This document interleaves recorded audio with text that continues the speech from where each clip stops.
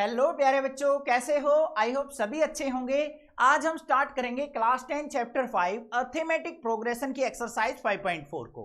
अब कहने को तो बच्चों ये एक्सरसाइज ऑप्शनल एक्सरसाइज है, बट इस एक्सरसाइज के अंदर जो 5 क्वेश्चन दे रखे हैं ना, बड़े इंटरेस्टिंग क्वेश्चन दे रखे हैं और कंसेप्ट बेस्ड क्वेश्चन दे रखे हैं। जिस बच्चे को अर्थमेटिक प्रोग्रेशन अच्छे से समझ में आ गया होगा ना, वही बच्चा इन क्वेश्चंस को सोल्व आउट कर सकता है।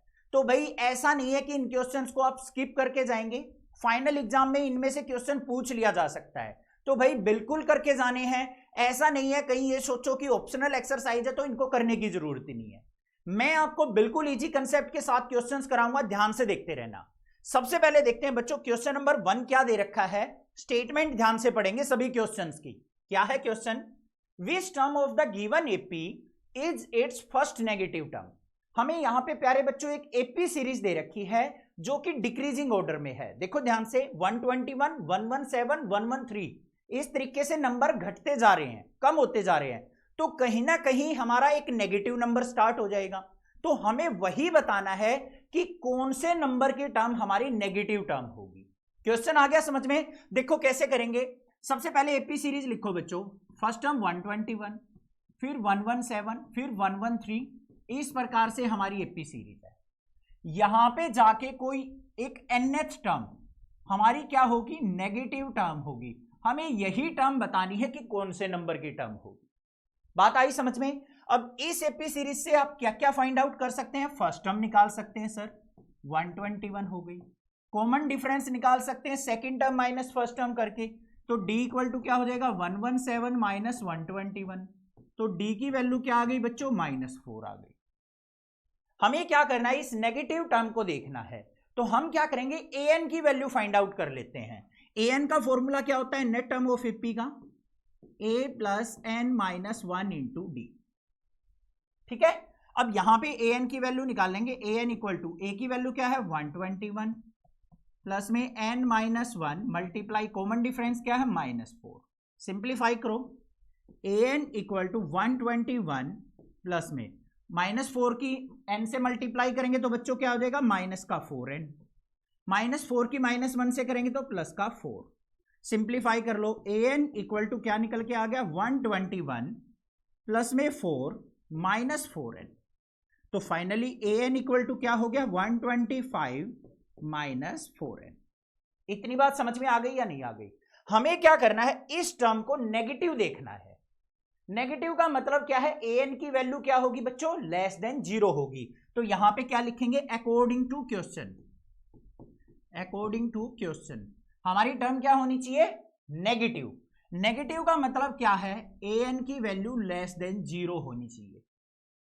क्या होनी चाहिए? जो nth टर्म होगी वो हमारी क्या होनी चाहिए? 0 से छोटी होनी चाहिए, वही नेगेटिव होगी। तो हम इस an की वैल्यू को यहां पे पुट कर लेते हैं। तो यहां पे क्या है? 125 माइनस 4n।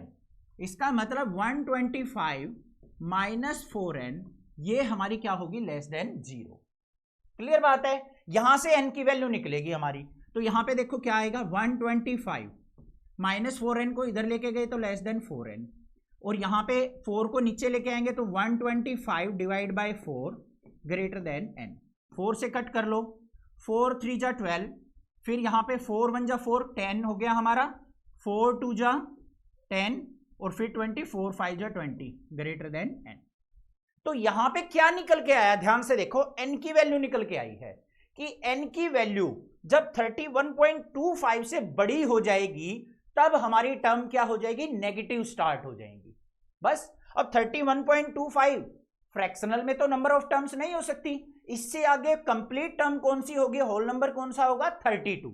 तो 32nd टर्म जो होगी ना, वो इस एपी सीरीज की नेगेटिव टर्म होगी। सोल्व आउट करके देख लेना। इस एपी सीरीज की 32nd टर्म 832 फाइंड आउट करके देखना, नेगेटिव निकल के आएगी। और 831 निकाल लेंगे, वो पॉजिटिव आएगी। तो यहां पे क्या निकलेंगे हम? 32nd term of this AP is negative. ये हमारा सॉल्यूशन हो गया क्वेश्चन का। ये देख लो ध्यान से। क्वेश्चन नंबर 2 देखते हैं प्यारे बच्चों। क्या है? इंपॉर्टेंट क्वेश्चन है और फाइनल एग्जाम में जरूर आता है। ध्यान से देखना क्वेश्चन की स्टेटमेंट क्या है। The sum of the third and the 7th term of an AP is 6 and their product is 8। कोई एक एपी सीरीज है, उसकी अगर थर्ड टर्म की और 7 टर्म की बात की जाए, अगर दोनों का सम करेंगे तो वो कितना निकल के आता है, 6 निकल के आता है। और थर्ड और 7 टर्म की अगर हम प्रोडक्ट करते हैं, मल्टीप्लाई करते हैं, तो हमारे पास 8 निकल के आता है। Then find the sum of first 16 terms of this AP. तो उस एपी सीरीज की पहली 16 टर्म्स का सम हमें प्यारे बच्चों क्या करना है, फाइंड आउट करना है। अब भाई एपी सीरीज हमें सबसे पहले फाइंड आउट करनी पड़ेगी, तभी तो हम सम निकाल सकते हैं। तो बच्चों देखो यहां पे हमें क्या दे रखा है, थर्ड और 7 टर्म की बात कह रखी है। तो कोई भी एपी सीरीज है उसकी थर्ड टर्म कैसे लिखी जाएगी, ध्यान से देख लो बस। A3 किसके इक्वल होगी, A प्लस 2D के, इक्वेशन नंबर फर्स्ट मान ली। नेक्स्ट किसकी बात कर रहा है, 7 टर्म की। तो 7th टर्म कैसे लिखी जाएगी बच्चों, A7 equal to A plus 6D, equation number second हो गई। बात समझ में आ गई या नहीं आ गई। कोई भी एपी सीरीज हो उसकी थर्ड टर्म और 7 टर्म इस प्रकार से हमारी निकल जाएगी। अब अकॉर्डिंग टू क्वेश्चन देखते हैं क्या क्या कंडीशन दे रखी है भाई। पहली कंडीशन में क्या कहा है, अगर दोनों टर्म्स का सम करें तो कितना आएगा, 6 आएगा। तो यहां पे देखो A3 प्लस A7 वो किसके इक्वल है, 6 के। इसका मतलब थर्ड टर्म क्या है यहां पे, A प्लस 2D, इसमें 7 टर्म ऐड करेंगे तो A प्लस 6D, ये हमारा किसके इक्वल होगा, 6 के। सिंप्लीफाई कर लो, A और A क्या हो गया प्यारे बच्चों, 2A, 2D और 6D क्या हो गया, 8D equal to 6। Complete equation 2 से डिविजिबल है, 2 से डिवाइड हो रही है ना, ये भी टर्म डिवाइड हो रही है, ये भी। तो पूरी इक्वेशन को हम क्या कर लेते हैं, डिवाइड बाय 2 कर लेते हैं। अब ध्यान से सुनो बच्चे, कमेंट करके क्या बोलते हो कि सर हमें कैसे पता चलेगा कि 2 से डिवाइड करना पड़ेगा या फिर हमें क्यों डिवाइड करना पड़ा, उसका रीजन सुन लो। पूरी इक्वेशन 2 से डिविजिबल है, इक्वेशन को सिंपल बनाने के लिए मैंने 2 से डिवाइड किया है, अदरवाइज आप इसको भी यूज करके क्वेश्चन सोल्व आउट करोगे तब भी आंसर सेम आएगा। 2 से डिवाइड हो रही है तो 2 से डिवाइड कर लो, पूरी इक्वेशन 3 से डिवाइड हो रही होती तो 3 से कर लेते, 5 से डिविजिबल होती तो 5 से कर लेते, इक्वेशन को थोड़ा सिंपल बनाने के लिए। 2 से डिवाइड करेंगे तो क्या आ जाएगा बच्चों, यहां पे A plus 4D equal to 3, और यहां से A की वैल्यू अगर मैं निकाल लूं तो क्या आ जाएगा, 3 minus 4D, equation number third आ गई। ध्यान से लिख लो बस, ये चीज समझ में आ गई या नहीं आ गई, कोई दिक्कत नहीं होनी चाहिए यहां तक। A की वैल्यू निकल गई, फर्स्ट कंडीशन जो हमें दे रखी थी उसका यूज करके आगे आ जाओ, स्टेप वाइज चलते रहेंगे। आगे क्या कहा है, अगर थर्ड और 7 टर्म की प्रोडक्ट की जाए तो वो 8 आता है। अब यहां पे हमें क्या दे रखा है, A3 मल्टीप्लाई A7 अगर हम करते हैं तो क्या आएगा, 8 आएगा। थर्ड टर्म क्या है, A प्लस 2D, इसकी अगर मैं 7 टर्म से प्रोडक्ट करूं A प्लस 6D, तो ये हमारे पास क्या आएगा बच्चों, 8 आएगा। अब A की वैल्यू क्या निकली थी, 3 माइनस 4D, यहां पे पुट कर सकता हूं मैं, तो यहां पे क्या करेंगे हम, पुट वैल्यू ऑफ A की वैल्यू पुट कर लेते हैं बच्चों। यहां पे A की वैल्यू क्या है हमारे पास, 3 माइनस 4D, यहां पे क्या है, प्लस का 2D, फिर A की वैल्यू क्या है, 3 माइनस 4D प्लस में 6D इक्वल टू 8। कोई प्रॉब्लम नहीं होनी चाहिए, यहां तक क्लियर है कंसेप्ट, कोई दिक्कत नहीं है। आगे चलो सिंपलीफाई करो, यहां पे 3 4D में से 2D गया तो माइनस का 2D, यहां पे 3 6D में से 4D गया तो प्लस का 2D इक्वल टू 8। क्लियर। अब यहां पे A minus b A plus b का फॉर्मूला बन रहा है या नहीं, ये 8 है ये B है, तो A minus b A plus b किसके इक्वल होता है, A square minus b square के। तो यहां पे हम लिख भी देंगे A minus b into A plus b किसके इक्वल होता है प्यारे बच्चों, A square minus b square के। फॉर्मूला लिख के दिखा दिया मैंने। तो यहां पे A क्या है, 3, तो 3 का स्क्वायर माइनस में 2D का स्क्वायर इक्वल टू क्या हो जाएगा, 8। सिंप्लीफाई करो, 3 का स्क्वायर किया 9 माइनस 2 का स्क्वायर 4D स्क्वायर हो गया इक्वल टू 8, ये माइनस का 4D square equal to 8 minus 9, 9 इधर जाएगा माइनस हो गया, तो यहां पे क्या आ गया, माइनस का 4D स्क्वायर इक्वल टू -1, -1 से -1 कट गया। आगे लेके जाएंगे भाई इसको, तो हमारे पास क्या निकल के आ गया, यहां पे 4D स्क्वायर इक्वल टू 1 और डी स्क्वायर इक्वल टू क्या आ गया 1/4। अब स्क्वायर उधर जाएगा तो क्या हो जाएगा, रूट हो जाएगा। तो d इक्वल टू क्या आ गया मेरा, √1/4। अब किसी का भी रूट निकालेंगे तो वैल्यू क्या निकल के आएंगी, प्लस माइनस 1 का रूट 1, 4 का रूट 2। तो d की वैल्यू हमारे पास क्या आ गई बच्चों, एक तो 1/2 आ गई और दूसरी -1/2 आ गई। कॉमन डिफरेंस हमारे पास यहां पे दो निकल के आ गए, एक तो d की वैल्यू 1/2 निकल के आई है, दूसरी हमारी d की वैल्यू क्या निकल के आई है, -1/2। ठीक है, अब यहां पे दो केस बन गए हमारे। तो पहला केस क्या होगा, case first, d equal to 1/2 हो, क्या हो, d की वैल्यू जब 1/2 हो तब हमारी a की वैल्यू क्या होगी। तो a की वैल्यू कैसे निकलेगी, इक्वेशन नंबर 3 में पुट करके। तो यहां पे क्या करेंगे, put in equation 3, put in equation 3। थोड़ा लेंथी क्वेश्चन है, बस स्टेप वाइज चल रहे हैं हम। a की वैल्यू निकालो, a इज इक्वल टू किसके था बच्चों, 3 - 4d के। तो यहां से इक्वल टू सिंप्लीफाई करेंगे तो 3 - 4 मल्टीप्लाई 1/2, 2 2 जा 4, 3 - 2 क्या आ गया, यहाँ पे a की वैल्यू 1 निकल के आ गई।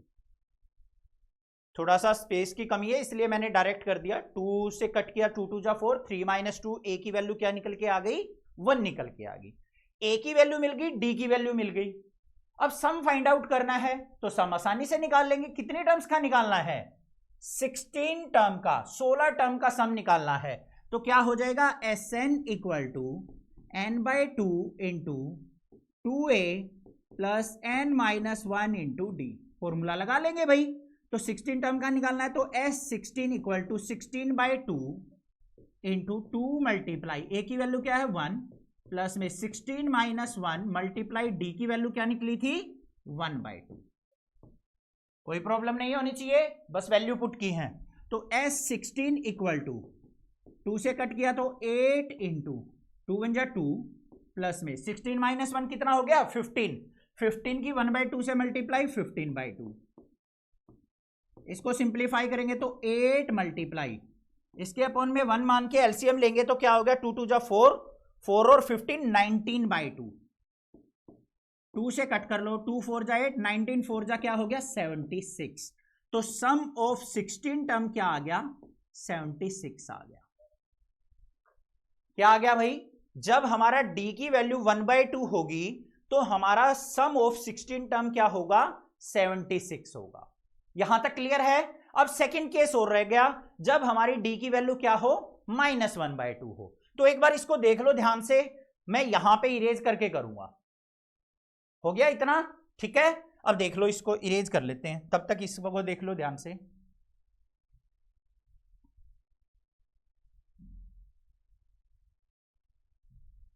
अब आ जाओ भाई सेकंड केस के ऊपर। केस सेकंड क्या है, d की वैल्यू क्या ले -1/2 जब हो तो a की वैल्यू क्या निकलेगी भाई, a इक्वल टू क्या था हमारा 3 - 4d। सिंप्लीफाई कर लो, a equal to 3 - 4 multiply d की वैल्यू -1/2, 2 2 जा 4।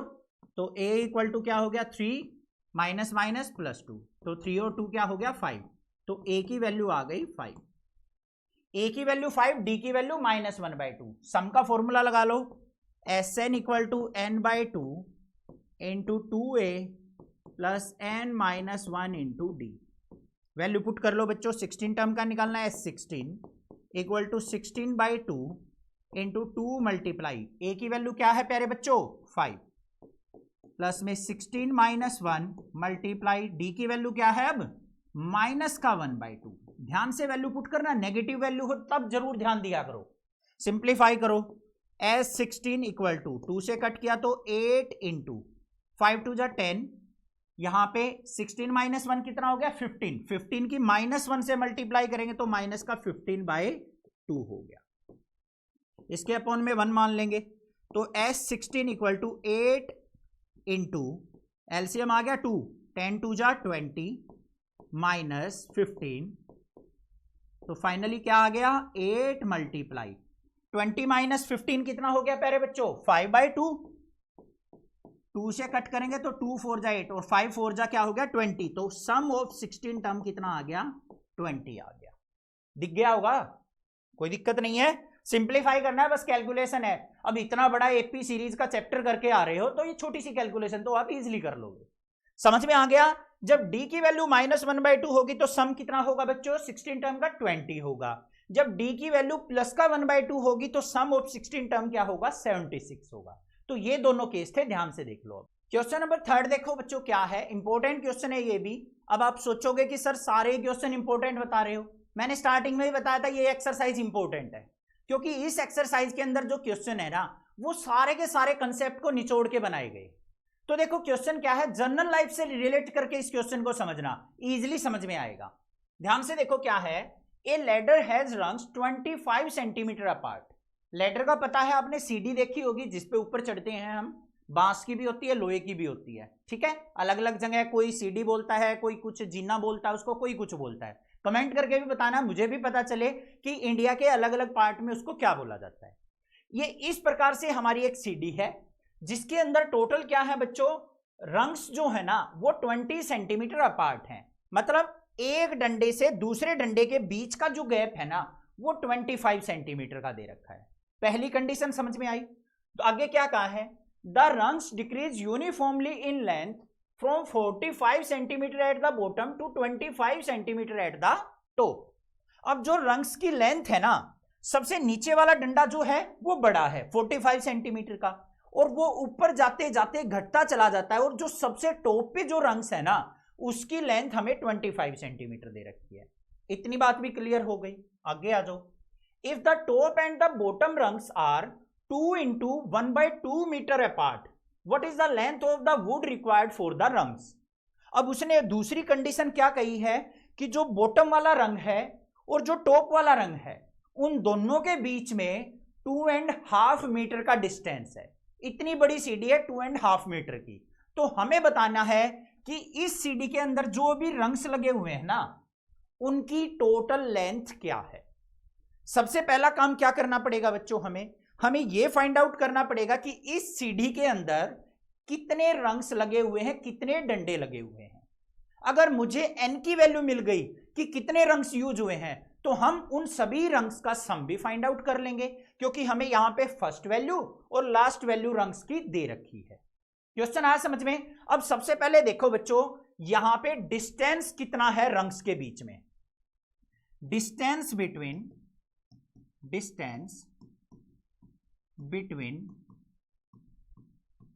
टू रंग्स, दो रंग्स के बीच का डिफरेंस कितना है बच्चों? ये 25 सेंटीमीटर। क्लियर है? अब distance between top and bottom रंग कितना है? डिस्टेंस बिटवीन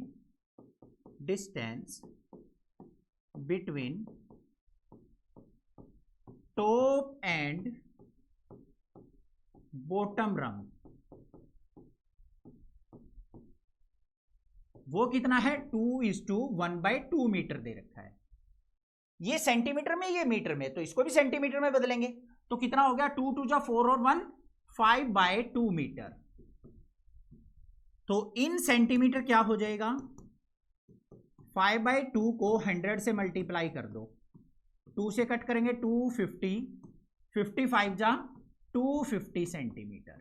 इसका मतलब जो सीढ़ी की लेंथ है ना बॉटम रंग से लेके टॉप रंग तक वो कितनी है बच्चों? 250 सेंटीमीटर की। अब हमें क्या करना है? Number of rungs find out करने हैं। नंबर ऑफ रंग्स कैसे निकलेगा? Total length of ladder divide by distance between two रंग, तो उससे हमारे नंबर ऑफ रंग्स आ जाएंगे। देख लो, टोटल लेंथ ऑफ लेडर कितनी है? 250, और दो रंग्स के बीच का डिस्टेंस कितना है बच्चों? 25 से कट किया तो कितना आ गया? 10। तो टोटल इस सीढ़ी के अंदर कितने रंग्स लगे हुए हैं? 10 रंग्स यूज किए गए हैं, 10 डंडे यूज किए गए हैं इस सीढ़ी को बनाने के लिए। n की वैल्यू मिल गई आपको? क्लियर है? अब हमें क्या करना है? इन 10 रंग्स की लेंथ का सम फाइंड आउट करना है। तो भाई कैसे फाइंड आउट करेंगे? इसको इरेज कर ले, एक बार देख लो ध्यान से। इरेज कर लेते हैं इसको, इधर वाले पोर्शन को। नंबर ऑफ रंग्स हमारे पास आ चुके, तो देख लो यहां पे n की वैल्यू क्या हो गई बच्चों 10। एपी सीरीज बनाओ, सबसे नीचे वाले रंग की लेंथ क्या है 45 सेंटीमीटर, फिर उसके बाद घटती चली गई और लास्ट वाले की लेंथ क्या है 25 सेंटीमीटर। तो यहां से फर्स्ट टर्म क्या मिल गई 45, ये क्या है लास्ट टर्म an हमें मिल गया 25। हमें सम फाइंड आउट करना है 10 टर्म्स का, तो किसके इक्वल होगा n/2 into first term plus में लास्ट टर्म। बिल्कुल इजी है, देख लो S10 इक्वल टू n की वैल्यू 10/2 इंटू फर्स्ट टर्म क्या है 45, लास्ट टर्म क्या है 25। सिंप्लीफाई करेंगे तो S10 इक्वल टू 2 से कट किया तो 2 5 जा 10 मल्टीप्लाई 45 और 25 कितना हो गया 70 की 5 से मल्टीप्लाई करो तो सम ऑफ 10 रंग्स कितना आ गया 350 सेंटीमीटर। जो दो 10 के 10 डंडे यूज किए गए हैं ना, उनकी लेंथ का सम जो है वो कितना होगा 350 सेंटीमीटर। इतनी वुड की रिक्वायरमेंट होगी 10 के 10 रंग्स बनाने के लिए। बात आ गई समझ में या नहीं आ गई? क्लियर है क्वेश्चन? देख लो ध्यान से। हमने क्या किया, सबसे पहले देखो बच्चों, दो रंग्स के बीच में डिस्टेंस कितना है 25 सेंटीमीटर का, नीचे वाले और ऊपर वाले में टोटल डिस्टेंस कितना है 250 का। तो 250 को 25 से डिवाइड किया तो कितने रंग्स यूज हो गए हमारे 10 रंग्स। n की वैल्यू निकल गई। अब n की वैल्यू मिल गई, उसके बाद हमारा जो नीचे वाला रंग्स है उसकी लेंथ कितनी दे रखी है 45, ऊपर वाले की 25। तो एपी सीरीज बन गई 45 से स्टार्ट होके 25 तक। फर्स्ट वैल्यू मिल गई, लास्ट वैल्यू मिल गई, फॉर्मूले के अंदर पुट किया, सम आ गया। तो टोटल 10 रंग्स का सम आ गया हमारे पास कितना 350 सेंटीमीटर। देख लो ध्यान से। क्वेश्चन नंबर 4 देखो बच्चों, ये भी अच्छा क्वेश्चन है और इसको भी अपनी जनरल लाइफ से रिलेट करते हुए क्वेश्चन को सोल्व आउट करेंगे। ध्यान से स्टेटमेंट देखना एक बार, पढ़ने में आपको कंफ्यूजिंग स्टेटमेंट लगेगी बट मैं समझाऊंगा बिल्कुल इजीली समझ में आ जाएगी। ध्यान से देखो बस, क्या है question. The houses of a row are numbered consecutively from 1 to 49। यहां पे क्या कह रखा है, मान लीजिए एक सेक्टर की बात कर रहे हैं या किसी गांव की बात कर रहे हैं जिसमें रो में घर बने हुए हैं। सबसे पहले घर पे नंबर लिखा हुआ है 1, दूसरे नंबर के घर पे लिखा हुआ है हाउस नंबर 2, 3, 4, 5, 6 अप टू 49। तो टोटल घर कितने हो गए लाइन में 49 हाउस हो गए। पहले घर पे नंबर क्या है 1, फिर 2, फिर 3, फिर 4, इस तरीके से, और लास्ट वाले घर पे नंबर है 49। तो हम क्या करेंगे, यहां पे ये मान लेते हैं पहला घर है जिसपे 1 लिखा हुआ है, दूसरे घर पे 2 लिखा हुआ है, इस प्रकार से घर बने हुए हैं, और लास्ट वाले घर पे लिखा हुआ है 49। इतनी बात सी हमें समझ में आ गई। आगे क्या कहा है, show that there is a value of x such that the sum of number of the houses preceding the house numbered x is equal to the sum of the number of the houses following it, find the value of x. अब उसने क्या कहा है, इन घरों के बीच में ना एक ऐसा घर है जिसका x नंबर है, कोई भी नंबर हो सकता है, बीच में कहीं पे है। तो उसने कंडीशन क्या दी है कि इस घर से जो पहले वाले घर हैं, अगर इनके घर के नंबरों का सम किया जाए, वो इस घर के बाद वाले घरों के नंबरों का सम किया जाए, वो इन सब का सम जो है वो आपस में क्या है इक्वल दे रखा है। मतलब x वाला जो बीच में कोई घर है ना बच्चों, उससे पहले वाले घरों के नंबरों का सम किया जाए और बाद वालों का नंबरों का सम किया जाए, तो वो दोनों का सम जो है वो इक्वल है। तो हमें यहां पे वो घर बताना है कि x नंबर वाला घर कौन सा है, उस घर का नंबर क्या है। क्वेश्चन आ गया समझ में या नहीं आ गया? कोई दिक्कत नहीं है। अब भाई देखो, ये अगर मान लो x नंबर का घर है तो इससे पहले वाला जो घर होगा उसका नंबर क्या होगा x-1 होगा या नहीं होगा?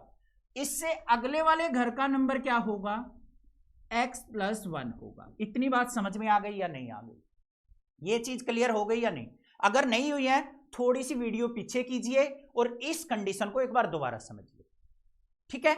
अब सबसे पहला काम हमें क्या करना है, x से पहले वाले घरों का नंबरों का सम निकालना है, x के बाद वाले नंबरों का सम निकालना है और दोनों को इक्वल पुट कर देना है, आंसर आ जाएगा। देखो कैसे। सबसे पहले आगे वाली सीरीज क्या बन रही है, हाउस नंबर क्या है 1, फिर 2, फिर 3, इस प्रकार से, और x-1 तक घर है इस घर से पहले वाले। इनका सम निकालो। यहां पे फर्स्ट टर्म क्या हो गई, a equal to 1, last term an equal to क्या हो गई, x माइनस 1। तो सम का फॉर्मूला Sn इक्वल टू क्या होगा, n/2 into first term plus में लास्ट टर्म। होगा या नहीं होगा? टोटल नंबर ऑफ टर्म्स क्या है यहां पे, ये लास्ट टर्म ही तो होगी।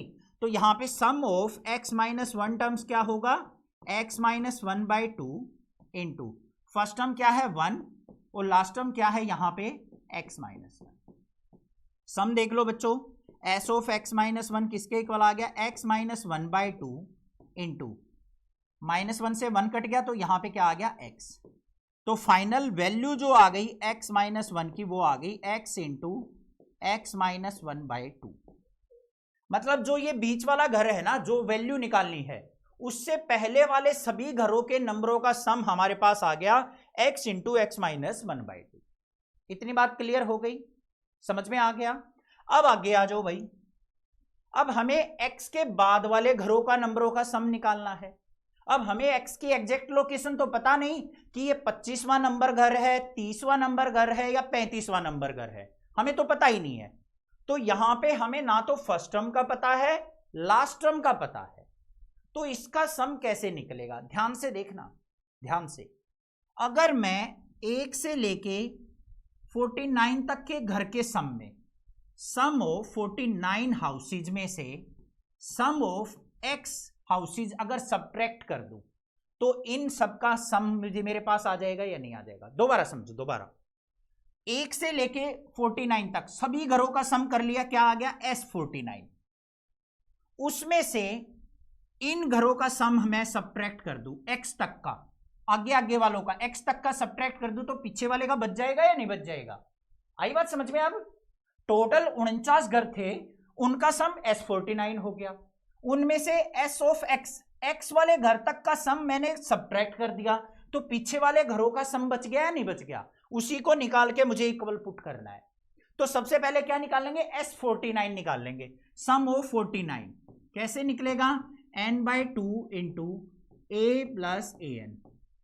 देख लो भाई, S49 इक्वल टू n की वैल्यू 49/2, फर्स्ट टर्म क्या है 1, लास्ट वाले घर का नंबर क्या है 49।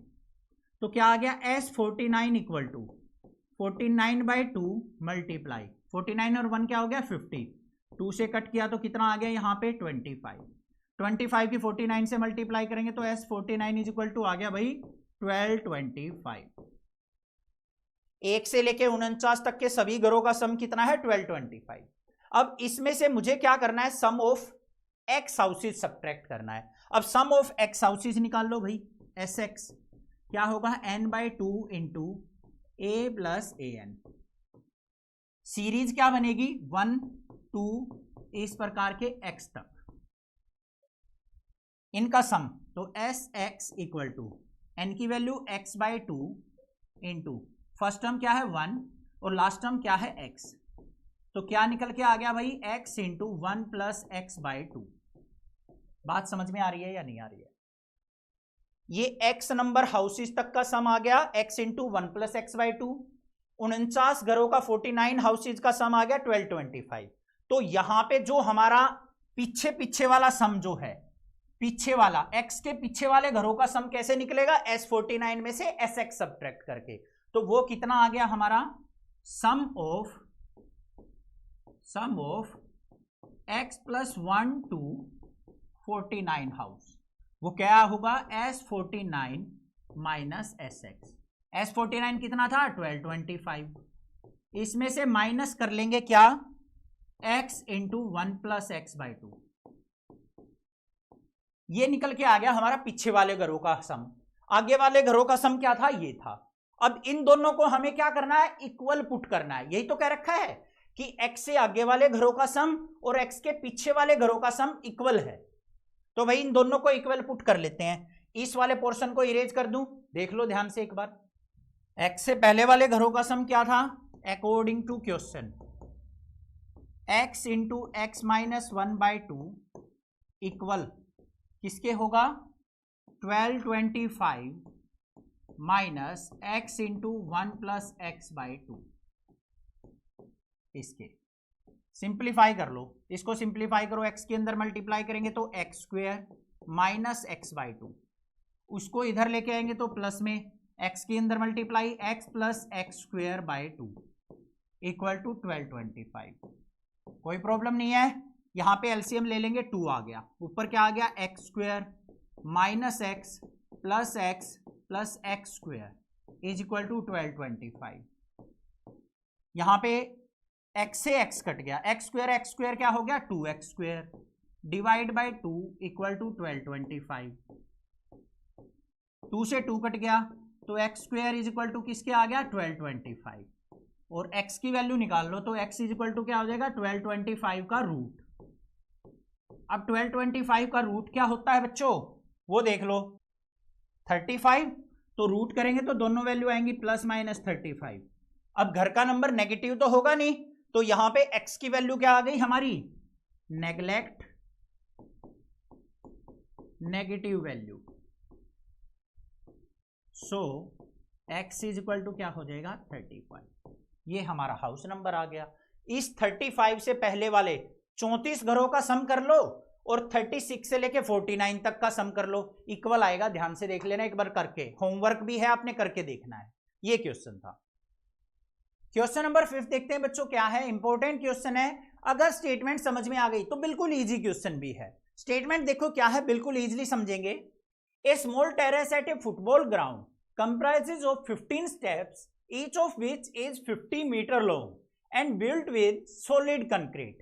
यहां पे क्या कहा, एक फुटबॉल ग्राउंड के अंदर टेरेस बने हुए हैं, टेरेस मतलब सीढ़ियां बनी हुई हैं, आपने देखे होंगे, बैठने के लिए स्टेप्स बने हुए होते हैं। जो कितने स्टेप्स हैं बच्चों, 15 स्टेप्स हैं, और एक स्टेप की जो लेंथ है ना वो क्या है 50 मीटर है, जैसा कि आपको यहां पे डायग्राम के अंदर दिखाई दे रहा है। आगे क्या कहा है, each step has a rise of 1/4 metre and a tread of 1/2 metre.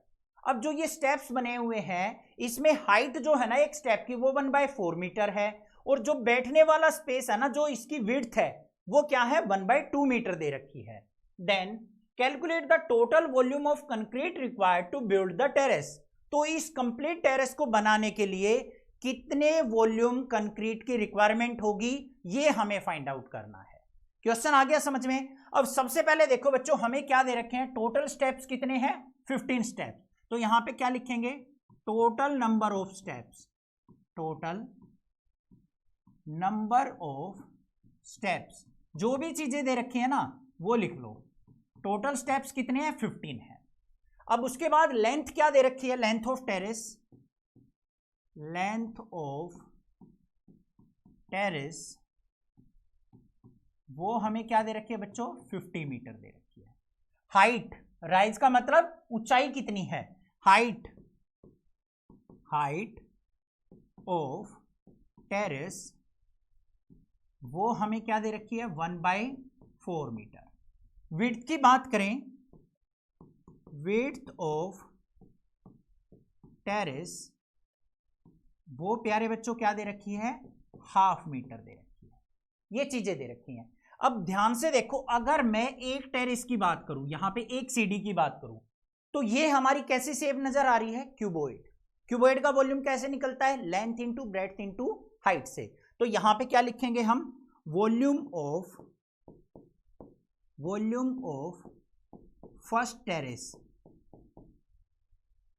कैसे निकलेगा बच्चों, length multiply breadth multiply height से। देख लो क्या निकलेगा, लेंथ कितनी है बच्चों 50 मीटर, ब्रेड्थ कितनी है, विड्थ मतलब 1/2, और हाइट कितनी है 1/4। सिंप्लीफाई कर लो, 2 से इसको कट किया तो 25 इज इक्वल टू क्या आ गया 25/4 आ गया। बात क्लियर या नहीं, ठीक है। ऐसे ही हम सेकंड का वॉल्यूम निकाल लेंगे, वॉल्यूम ऑफ सेकंड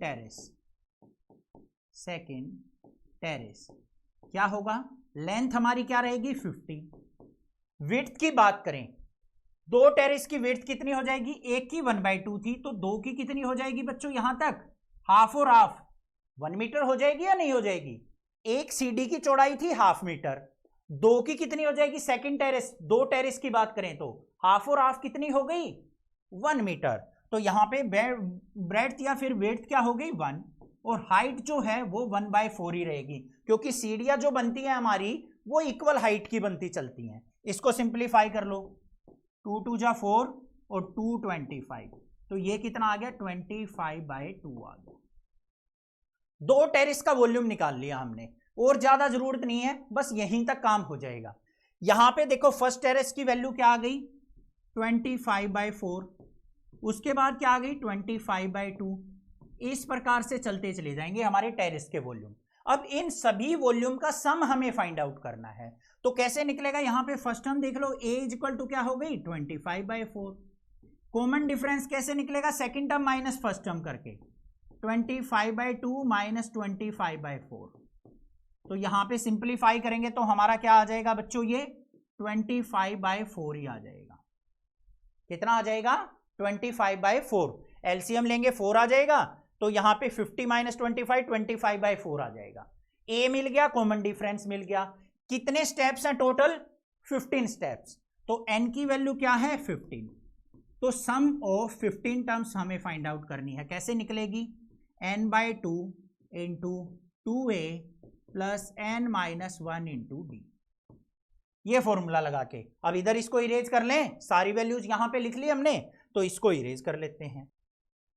तो सम देख लो बच्चों, S15 इक्वल टू n/2 मतलब 15/2 इंटू 2a, a की वैल्यू क्या है 25/4 प्लस में n-1, n की वैल्यू 15-1, कॉमन डिफरेंस क्या है 25/4।